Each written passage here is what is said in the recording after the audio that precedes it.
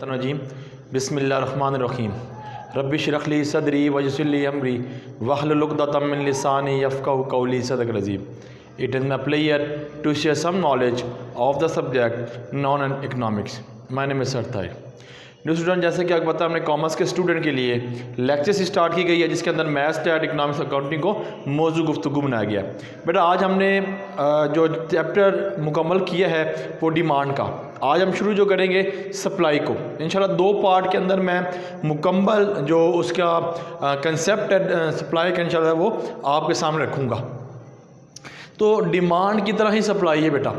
पहले डिमांड के अंदर आपने अपने आप को कंज्यूमर कंसीडर किया था, मगर अब जो सप्लाई है इसके अंदर आपने अपने आप को प्रोड्यूसर समझना है। ठीक हो गया।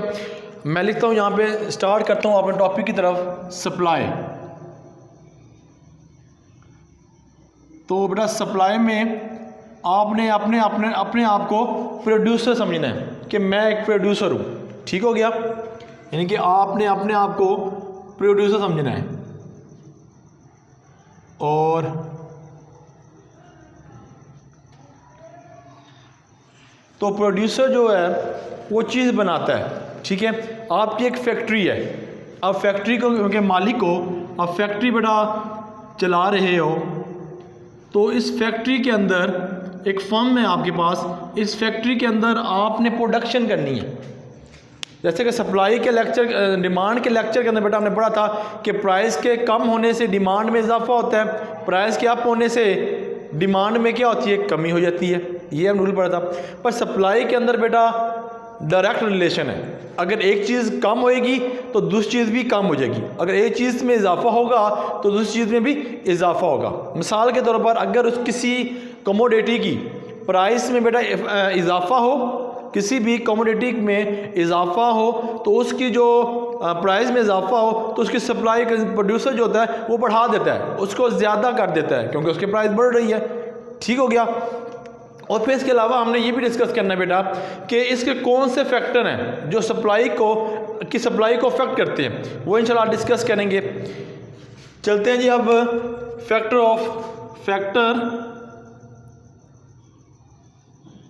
Effective of supply. कौन से फैक्टर हैं जो आपकी सप्लाई को अफेक्ट करते हैं जी, उसकी तरफ हम इंशाल्लाह मूव करेंगे। पहला फैक्टर है बेटा जो सप्लाई को अफेक्ट करता है, ठीक है, प्राइस ऑफ गुड्स कहते हैं, उसका नाम है प्राइस ऑफ गुड्स। और जो न्यूमेरिकल फॉर्म बेटा उसकी है सप्लाई गुड्स को जो हम जाहिर करते हैं PX के साथ। और इसके अंदर बेटा हमने देखना है कि रिलेशन क्या है कि आया डायरेक्ट रिलेशन है या इनवर्स रिलेशन है। अब देखें कि प्राइस ऑफ गुड्स है, जो प्रोड्यूसर होता है बेटा उसकी जो नज़र होती है वो प्राइस पर होती है। अगर किसी प्रोडक्ट की प्राइस अप होएगी तो जो प्रोड्यूसर होगा वो उसकी जो क्वांटिटी में इजाफा कर देगा क्योंकि डेफिनेट है, क्योंकि उसकी प्राइस बढ़ रही है। ठीक है। जब प्राइस किसी भी कमोडिटी की अप होती है तो प्रोड्यूसर भी उस सप्लाई, उसकी जो प्रोडक्ट होती है उसको भी वो बढ़ाना शुरू कर देता है। अगर किसी कमोडिटी की प्राइस कम हो तो प्रोड्यूसर भी उसकी सप्लाई करना कम कर देता है क्योंकि प्राइस कम हो जाती है। यानी कि इसके अंदर डायरेक्ट रिलेशन है, एक अप हो रही है तो दूसरी भी अप हो रही है। अगर प्राइस बढ़ रही है सप्लाई बढ़ा रहा है प्रोड्यूसर, तो इन दोनों में जो रिलेशन है बेटा वो डायरेक्ट रिलेशन है। यहाँ लिखता हूँ मैं अदर डायरेक्ट रिलेशन। ठीक हो गया। एक ये फैक्टर था बेटा जो सप्लाई को जो अफेक्ट करती है। तो दूसरा पॉइंट है price of other goods. Price of other goods,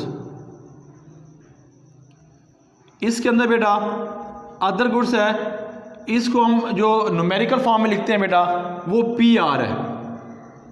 ठीक है जी, यानी कि रिलेटिव गुड कहा जाता है इसको। और इसके अंदर रिलेशन देखना बेटा कि इसके अंदर आया रिलेशन क्या है। आपको समझ आ रही होगी कि प्राइस ऑफ अदर गुड्स, एक से ज़्यादा गुड्स। अगर मैं मिसाल आपको समझाता हूँ बेटा, एग्जाम्पल है, एग्जाम्पल के अंदर एक फार्मर, हम फार्मर को अपने आप को फार्मर या प्रोड्यूसर कह रहे हैं, फार्मर ही बेटा एक प्रोड्यूसर है, ठीक है। फार्मर की ये बेटा लैंड है, ये ज़मीन है इसके पास, तो वो ज़मीन के अंदर बेटा प्रोडक्ट करता है, कोई चीज़ को उगाता है। मिसाल के तौर पर यहाँ पे उसने वीट को प्रोड्यूस किया, ठीक हो गया। यहाँ पर बेटा उसने जो प्रोड्यूस किया वो आपके पास राइस आ गया। अब मार्केट के अंदर बेटा अगर इसको गुड्स ले लेता हूँ, चलो थोड़ा बढ़ा लेता हूँ, ये गुड्स हो जाएगा और ये आपके पास अदर गुड्स हो जाएगी, ठीक है जी। कोई भी लिख सकते हैं, ये अदर गुड्स सकते हैं या ये गुड्स लिख सकते हैं, कोई बात नहीं, मैं मिसाल दे रहा हूँ। जब बेटा मार्केट के अंदर प्राइस की जो वैल्यू है उसमें इंक्रीज़ होएगा, प्राइस जो उसकी इंक्रीज़ होएगी, तो क्या करेगा प्रोड्यूसर, प्राइस इंक्रीज़ होने की वजह से जो प्रोडक्ट होगी राइस है उसकी प्रोडक्शन ज़्यादा कर देगी, क्योंकि प्राइस बढ़ रही है। जब प्राइस किसी कमोडिटी की बढ़ती है, किसी चीज़ की बढ़ती है, तो प्रोड्यूसर उसकी जो प्रोड्यूसर जो है प्रोड्यूस करने वाला, उसकी जो होती क्वांटिटी में भी इजाफा कर देता है। यानी कि प्रोड्यूसर की ये लैंड है, जो फार्मर है वो इतने हिस्से पे राइस को प्रोड्यूस करेगा, ठीक है, और इतने हिस्से पे वीट को प्रोड्यूस करेगा।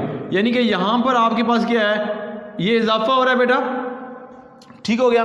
यहाँ पे जब प्राइस में बेटा इजाफा होगा और सप्लाई में क्या, यानी कि जो राइस में इजाफा हो जाएगा अदर गुड्स के अंदर, और जो वीट है बेटा वो आपके पास क्या होगी, डिक्रीज हो जाएगी, ठीक है जी। क्योंकि वो उसमें क्या करेगा, राइस में ज़्यादा पैसा लगाएगा, क्योंकि इनके अंदर क्या, जब प्राइस की कीमत में इजाफा होता है, ठीक है, तो प्रोडक्टर जो होता है, प्रोड्यूसर होता है, वो क्या करता है, सप्लाई में इजाफा कर देता है। तो ये इसमें से वीट कम हो जाएगी, यानी कि एक चीज़ कम होएगी, एक चीज़ बढ़ेगी, तो उसके अंदर जो रिलेशन होगा बेटा वो होगा इनवर्स रिलेशन, इनवर्स रिलेशन। देखें ना, राइस है जो उसकी प्रोडक्शन में इजाफा कर दी और वीट की प्रोडक्शन में कम कर दी है, एक चीज़ बढ़ रही है और एक चीज़ कम हो रही है, बेटा वो क्या होगी, वो आपकी होगी इनवर्स रिलेशन। ये था क्या था point of other, price of other goods, ठीक है जी। अब आगे चलते हैं जी। इसके अलावा हमारे पास जो दूसरा पॉइंट है, cost of factor of production है जी। तीसरा जो पॉइंट है हमारे पास जो अफेक्ट करता है सप्लाई को, cost of factor of production. बेटा इसको एफ से ज़ाहिर किया जाता है और इसके अंदर रिलेशन देखना है कि कौन सा रिलेशन है, डायरेक्ट रिलेशन है या इनवर्स रिलेशन है।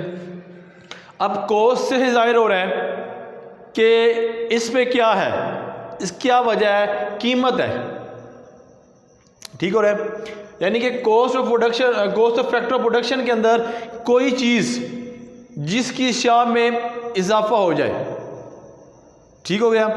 तो जब मैं एक प्रोड्यूसर हूँ तो मैं एक बोर्ड मार्कर बना रहा हूँ बेटा, तो बोर्ड मार्कर को बनाने में जो इस पे लागत आई है, जो एक्सपेंस आया है वो 100 रुपीज़ आया है, ठीक है।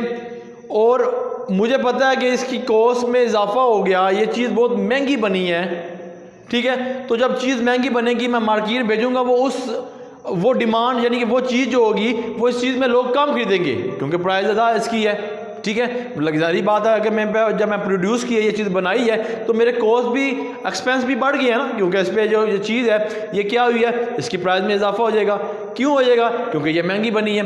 तो जो प्रोड्यूसर होता है वो कहता है ऐसी चीज़ मार्केट में लेके जाऊँ कि जिससे जो मेरी कॉस्ट ऑफ प्रोडक्शन है वो कम हो, यानी कि मेरी कॉस्ट किसी चीज़ पे कम आए मगर मार्केट में मैं ज़्यादा दाम को उसको बेचूँ, ठीक हो गया। क्योंकि अगर प्राइस जो होता है ना कंज्यूमर, प्रोड्यूसर, उसका एक ही काम होता है कि ज़्यादा से ज़्यादा प्रॉफिट को कमाना, ठीक हो गया। वो कहता है कि ऐसा प्रोडक्ट मैं मार्केट में लॉन्च करूं कि मेरा जो प्रोडक्ट है वो मार्केट में जाए मगर मुझे जो कॉस्ट इसकी बनाने पर आए वो कम से कम आए, ठीक हो जाएगा। यानी कि प्राइस के कम होने से या ज़्यादा होने से, ठीक है, या कि प्राइस कम हो जाएगी, ठीक है, प्रोड्यूसर सप्लाई कम कर देगा, ठीक हो गया।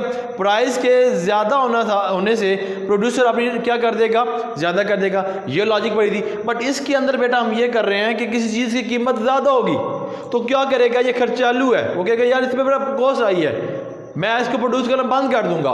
तो ये इसके अंदर क्या होगा, एक चीज़ बढ़ रही है, एक चीज़ कम हो रही है, इसके अंदर जो रिलेशन होगा वो इन्वर्स रिलेशन होएगा, क्योंकि एक चीज़ बढ़ने से और दूसरी चीज़ कम होने से उसके अंदर क्या पैदा होती है, इन्वर्स रिलेशन पैदा होती है।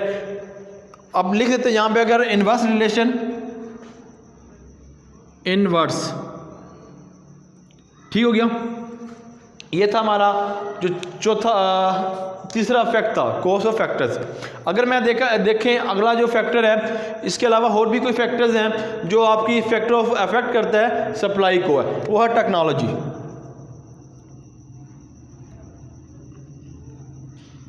फिर टेक्नोलॉजी है। अब टेक्नोलॉजी के अंदर हम टी से इसको न्यूमेरिकल फॉर्म लिखते हैं और इसमें देखते हैं ये कौन सा है। बेटा ना ये डायरेक्ट है ना ये इन्वर्स है, ठीक हो गया। ये टेक्नोलॉजी का जो पॉइंट है बेटा, जो अफेक्ट करती है सप्लाई को, ना ये आपके पास सप्लाई यानी कि डायरेक्ट है या ना इन्वर्स है। इसके अंदर बेटा हम ये देखेंगे, अगर ये टेक्नोलॉजी, अगर आप एडवांस टेक्नोलॉजी को यूज़ करते हो, ठीक हो गया, अगर एडवांस टेक्नोलॉजी को यूज़ करते हो, नई से नई आप मशीनें परचेज करके कॉस्ट ऑफ प्रोडक्शन, अपनी कॉस्ट को बढ़ाते हो, तो क्या करेगा, आप प्रोडक्शन को बढ़ाते हो तो उस पे जो लागत आएगी या उस चीज़ को बनाने में जो कॉस्ट आएगी वो कम से कम आएगी, क्योंकि जिद्दत की मशीनें इस्तेमाल करिए, वक्त भी कम लगेगा उसको लगाने, उसके बाद जो चीज़ आप प्रोड्यूस करोगे वो ज़्यादा प्रोड्यूस होगी और उसके मुताबिक को जो कॉस्ट होगी वो कम होगी, एज़ कम्पेयर टू अगर आप एब्सोल्यूट जो मशीनरी है, पुरानी मशीनरी है, उसको इस्तेमाल करेंगे तो क्या होगा, आपकी कॉस्ट प्रोडक्शन ज़्यादा आ जाएगी। मतलब ये हुआ, इसके अंदर हम ये सिर्फ लिख सकते हैं, अगर आप यूज़ करते हो एडवांस टेक्नोलॉजी तो सप्लाई में बेटा क्या होगा, इजाफा हो जाएगा, ठीक हो गया। अगर आप एब्सोल्यूट यूज़ करते हो, पुरानी मशीनरी यूज़ करते हो, तो सप्लाई बेटा क्या हो जाएगा, इन्वर्स हो जाएगा। ये था टेक्नोलॉजी की हमने बताई आपको। अगर कौन सी एडवांस यूज़ करोगे सप्लाई को बढ़ जाएगी, अगर एब्सोल्यूट इस्तेमाल करोगे, पुरानी मशीनरी इस्तेमाल करोगे, सप्लाई कम हो जाएगी। अब आगे चलते हैं, इसके अलावा भी फैक्टर्स हैं यहाँ पर। इसको जो नाम दे देता हूँ बेटा, यहाँ पे एक हो जाएगा, यहाँ दूसरा, आखिरी ख़त्म हो जाएगा, ठीक हो गया। इसको मैं दे देता हूँ अदर फैक्टर्स का नाम दे देता हूँ, जो लिखूँगा मैं अभी अदर, ठीक हो गया, अदर्स फैक्टर्स। अब इसमें मेरे पास एक्साइज ड्यूटी आ जाती है, एक्साइज ड्यूटी। एक्साइज ड्यूटी बेटा जो मेरे पास होती है, ये टैक्स होता है हमारे पास। अब इसके अंदर रिलेशन देखना है कि डायरेक्ट है या इन्वर्स, बस ये चीज़ें आपने याद रखनी है। इस चीज़ों पे ही पूरी जो सप्लाई है वो इन्हिसार करेगी। अगर बेटा ये समझ आ जाएगी, आप जो इफेक्ट हो जाएगी, इफेक्ट ऑफ सप्लाई पे जो चीज़ इफेक्ट करती हैं, तो इंशाअल्लाह ताला आपको पूरा जो सप्लाई का टॉपिक है इंशाअल्लाह आपको अंडरस्टैंड ज़रूर हो जाएगा। अब इसके अंदर एक्साइज ड्यूटी बेटा हमारे पास है, ये वो चीज़ होती है जो गवर्नमेंट, ये वो चीज़ होती है बेटा जो गवर्नमेंट प्रोड्यूसर के ऊपर लगाती है। मिसाल के तौर पर अगर मैं ये बता दूं आपको कि जब भी प्रोड्यूसर कोई चीज़ कंज्यूम करता है तो मार्केट में लाने से लाता है तो उसके ऊपर टैक्स लगाती है गवर्नमेंट कि ये चीज़ आपने मार्केट के अंदर लेके आए और आपने ये प्रोड्यूस किया है तो इसके ऊपर टैक्स लगना है। अगर बेटा टैक्स ज़्यादा लगेगा तो प्रोड्यूसर क्या होगा, डिमोटिवेट हो जाएगा, ठीक है, और वो मोटिवेशन नहीं होगी उसकी, डिमोटिवेट हो जाएगा, क्योंकि दरी बात है अगर टैक्स ज़्यादा लग रहे हैं। अगर कॉस्ट में अगर 10 रुपये आई है तो उसको 20 रुपये ऊपर टैक्स देना पड़ रहा है, तो वो कहता है यार ये क्या है, मेरे पास जो जितनी मैंने बनाई है उस पर इतना टैक्स लग गया, तो मैं इसमें क्या कर सकता हूँ। अगर गवर्नमेंट टैक्सेस ज़्यादा करेगा तो प्रोड्यूसर अपनी जो सप्लाई है वो कम कर देगा। अगर गवर्नमेंट थोड़ा सा टैक्स कम कर देगा तो इससे प्रोड्यूसर मोटिवेट होएगा, इससे बहुत खुश होएगा, वो कह रहा है कि अगर गवर्नमेंट मुझे कम टैक्स में पे इम्प्लीमेंट कर रही है तो मैं प्रोडक्शन को बढ़ा दूंगा। यानी कि कहने का मतलब है कि अगर सब टैक्सेस कम होंगे प्रोडक्शन बढ़ जाएगी, अगर टैक्सेस ज़्यादा लगाए जाए तो जो सप्लाई होगी वो कम हो जाएगी। यानी कि इसके अंदर जो रिलेशन बना वो बना इनवर्स रिलेशन। लिख देते हैं बेटा, उम्मीद है कि आपको ये समझ आ रही होगी।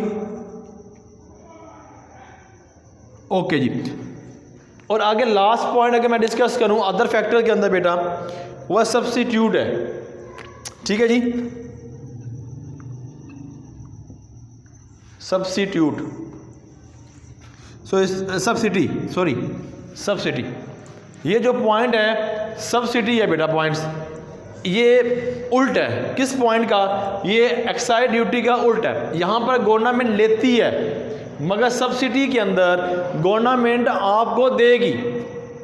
अब इसमें देखना है रिलेशन बेटा क्या है। अगर गवर्नमेंट आपको टैक्सेस में या पे गवर्नमेंट आपको कुछ दे, आप बिजनेस करो, ठीक है, आपको रिलीफ दे, आपको सब्सिडी दे, तो आप प्रोडक्शन को बढ़ा देंगे, आप खुश हो जाएंगे। आपने कहा मज़ा आ गया बिजनेस करने का, क्योंकि सरकार जो है गवर्नमेंट है वो हमारे साथ है। अगर बेटा गवर्नमेंट आपको सब्सिडी कम दे, आपकी सलाहियत के मुताबिक, आपकी एफर्ट के मुताबिक अगर कम दे, तो आप क्या डीमोटिवेट होंगे, तो आप क्या करेंगे, प्रोडक्शन क्या कर देंगे, कम कर देंगे। यानी कि अगर गवर्नमेंट आपको सब्सिडी दे, कम ज़्यादा कर दे, तो आप क्या करेंगे, सप्लाई ज़्यादा कर देंगे। अगर वो सब्सिडी कम दे तो सप्लाई क्या कर देंगे, कम कर देंगे। यानी कि दोनों के अंदर जो रिलेशन बना वो बना डायरेक्ट रिलेशन। यहाँ लिख देते हैं बेटा डायरेक्ट रिलेशन। उम्मीद है बेटा ये आप लोगों को अंडरस्टैंड जरूर हुई होगी मेरी बात, डायरेक्ट रिलेशन। ठीक है जी, ओके जी। अब मैं इसको रेज कर देता हूँ। यहाँ पे सबसे पहले बेटा मैं आपको जो न्यूमेरिकल फॉर्म के अंदर जो फॉर्म मैंने यहाँ बनाई है वो फंक्शन बताता हूँ, सप्लाई फंक्शन। यहाँ पे supply function, sorry supply function. अब बेटा सप्लाई फंक्शन के अंदर क्या है, सप्लाई फंक्शन के अंदर जो हमने न्यूमेरिकल फॉर्म लिखी है वो हम लिख देंगे। क्या, यहाँ न्यूमेरिकल फॉर्म लिखता हूँ सप्लाई एक्स, यानी कि एक्स जो एस एक्स सप्लाई को रिप्रेजेंट बेटा कर रहा है, एफ फंक्शन को रिप्रेजेंट कर रहा है, और ये प्राइस ऑफ एक्स। ठीक है, फिर आगे आपके पास क्या है, प्राइस ऑफ अदर गुड्स। ठीक है, ये जो मैं लिखा है वही लिख रहा हूँ। उसके बाद बेटा आपके पास फैक्टर्स आ जाएंगे, फिर आपके पास टेक्नोलॉजी बेटा आ जाएगी। ठीक है जी, और उसके बाद आपके पास अदर फैक्टर्स आ जाएंगे। ठीक है, ये जो फॉर्म हमने लिखी है न्यूमेरिकल फॉर्म जो रिप्रेजेंट करती है बेटा वो सप्लाई फंक्शन को रिप्रेजेंट करता है। अगर बेटा आपके पास दूसरा जो क्वेश्चन आ जाए पेपर्स के अंदर कि सप्लाई कर्व बनाए, ठीक है, जो नेक्स्ट आ जाएगा, अगर कोई पूछ ले सप्लाई कर्व, अब सप्लाई का बेटा कैसे बनता है, आपके पास ये एक्स एक्सिस, ये जो लिख रहा हूँ ये एक्स एक्सिस बेटा, ये वाई एक्सिस, और ये जो कर्व आपका जा रहा है बेटा। अब हमें पता है कि प्राइस के अंदर, यानी कि ये प्राइस है और ये क्वांटिटी है, प्राइस और क्वांटिटी के अंदर हमारे पास बेटा जो रिलेशन होता है, प्राइस और क्वांटिटी के अंदर जो हमारे पास रिलेशन बेटा होता है वो हमेशा होता है डायरेक्ट रिलेशन। हमने पढ़ चुके हैं, हमने इफेक्ट में पढ़ा है, वही है प्राइस के अंदर। अगर ये जो दो वैल्यू होंगी प्राइस एंड सप्लाई, इनके अंदर क्या होगा, डायरेक्ट रिलेशन, यानी कि प्राइस और क्वांटिटी के अंदर डायरेक्ट रिलेशन होगा। जो स्लोप है, ये मैंने जो रिप्रेजेंट की है, जो आपके सामने बनाई है, ये जो स्लोप है सप्लाई को जाहिर कर रही है। ठीक हो रहा है, ओके। आगे चलेंगे इंशाल्लाह, फर्दर इसको हम मज़ीद डिस्कस करेंगे। फिलहाल मैंने ये स्लो बताई है आपको। आगे जो है, आगे supply schedule, supply schedule, S for schedule. बेटा ये टेबुलर फॉर्म की शक्ल में होती है। ठीक हो गया।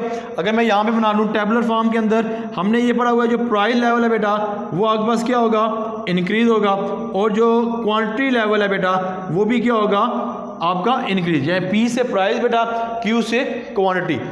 अब देखें जी प्राइस 1 पे है तो 100 रुपीज़ कर लेंगे, अगर 2 को प्राइस लगा रहा है 200 वो क्वांटिटी हो जाएगी बेटा उसकी, अगर 30 है तीसरा प्राइस लगा रहा है तो क्वांटिटी होगी 300 हो जाएगी, अगर 4 को लगा रहा है तो 400 हो जाएगी बेटा। ये था सप्लाई स्केड्यूल कि प्राइस और क्वांटिटी का आपस में क्या होगा रिलेशन, डायरेक्ट रिलेशन होगा। लास्ट जो अब इस लेक्चर का इंशाल्लाह दूसरा जो पार्ट 2 जो है इंशाल्लाह वो भी यूट्यूब पे मौजूद है, वो भी आप देखिएगा, मज़ीद आपको ये क्लियर हो जाएगा। अब आपके पास जो लास्ट टॉपिक है बेटा लॉ ऑफ डिमांड को डिस्कस करना है, लॉ ऑफ सप्लाई, क्योंकि तकरीबन 6 वीडियो में लॉ ऑफ डिमांड की यूट्यूब पे डाल चुका हूँ, तो इसलिए डिमांड का ज़बान पे नाम काफ़ी आता है। तो लॉ ऑफ सप्लाई है बेटा। अब लॉ सप्लाई के अंदर हमने देखना है क्या लॉ किस तरह इम्प्लीमेंट करता है। अगर मैं बेटा फंक्शन लिख दूँ, सप्लाई फंक्शन लिख दूँ, एस एक्स इक्वल है F bracket P x P Q R यानी रिलेटिव गुड्स है और अदर गुड्स है, आपके पास है फैक्टर है, टेक्नोलॉजी है, ये आ गया। अब इसको बेटा समझना है कि आपके पास अगर ये चीज़ें हों, अदर गुड्स हों, ये चीज़ें अगर आपके पास बेटा हो, ठीक है, अगर ये चीज़ें आपके पास कांस्टेंट हो जाएं, ये चीज़ें आपके पास कांस्टेंट हो जाएं, यानी कि नो चेंज ना हो, ये अगर आपके पास क्या हो जाएगी कांस्टेंट हो जाएं, ये चीज़ें आपके पास कांस्टेंट हो जाए तो इसको तो कांस्टेंट हो जाए तो इसके साथ ये जो आपके पास है सप्लाई और प्राइस है, इसके अंदर हमेशा फिर डायरेक्ट रिलेशन होएगा। अगर ये वैल्यू जो कांस्टेंट हो जाए, अगर इसको ना कांस्टेंट हो जाए, या फिर इसको हम कहते हैं अजम्पशन, ठीक है, अजम्पशन मीन मफरूजात। अगर ये जो अदर गुड्स है बेटा ये कांस्टेंट हो जाए, ये चेंज ना हो, यानी कि जो आपके पास पी आर यानी रिलेटिव जो गुड्स है वो भी चेंज ना हो, ठीक है, आपके पास फैक्टर ऑफ प्रोडक्शन है बेटा वो भी चेंज ना हो, आपके पास टेक्नोलॉजी है वो भी चेंज ना हो, आपके पास अदर फैक्टर्स हैं बेटा वो भी चेंज ना हो, तो तब क्या होगा, सप्लाई के साथ जो प्राइस का जो रिलेशन होगा वो कौन सा होगा बेटा, वो होगा डायरेक्ट रिलेशन। कौन सा होगा जी, वो होगा डायरेक्ट रिलेशन, क्योंकि प्राइस के साथ जो रिलेशन होगा वो डायरेक्ट रिलेशन, क्योंकि हमने ऊपर पढ़ चुके हैं कि ये जो प्राइस है बेटा और सप्लाई है, इनके जो डायरेक्ट अगर प्राइस के कम होने से सप्लाई में कम, प्राइस के ज़्यादा होने से सप्लाई में इजाफा, अगर ये सारी चीज़ें अदर फैक्टर कांस्टेंट है तो तब ये अगर ये दोनों सारी वैल्यू जो है अदर फैक्टर कांस्टेंट है और ये जो आपके पास डायरेक्ट है तो तब ये लॉ इस पे क्या होता है, लॉ ऑफ सप्लाई इम्प्लीमेंट कर सकता है। बेटा ये था हमारा लॉ ऑफ सप्लाई का छोटा सा हमने बताया, आपको लेक्चर बताया पार्ट 1, आज लेक्चर हमने किया, पार्ट 2 लास्ट होगा लेक्चर, पूरा कंसेप्ट आपको इंशाल्लाह 2 पार्ट में मिल जाएगा। इसके अंदर फैक्टर बताया हमने जो सप्लाई को अफेक्ट करेंगे, इसको डीपली स्टडी कीजिएगा, देखिएगा लेक्चर को और कोड कीजिएगा और आपको ये समझ आ जाएगी, समझो आपको सप्लाई का सारा लेक्चर समझ आ जाएगा। उसके बाद बेटा आपने कर्व बताया, स्केड्यूल बनाई, फंक्शन बताया और लॉ बताया। क्या लॉ कहता है कि अगर ये चीज़ें कांस्टेंट हो जाए तो सप्लाई क्या होगी, सप्लाई और प्राइस की जो रिलेशन होगा वो डायरेक्ट रिलेशन होगा, तो फिर ये लॉ ऑफ सप्लाई इंप्लीमेंट होगा। उम्मीद है बेटा आपको ये लेक्चर समझ आएगा। अल्लाह ताला हम सब का हामी और नासिर। अल्लाह हाफिज़।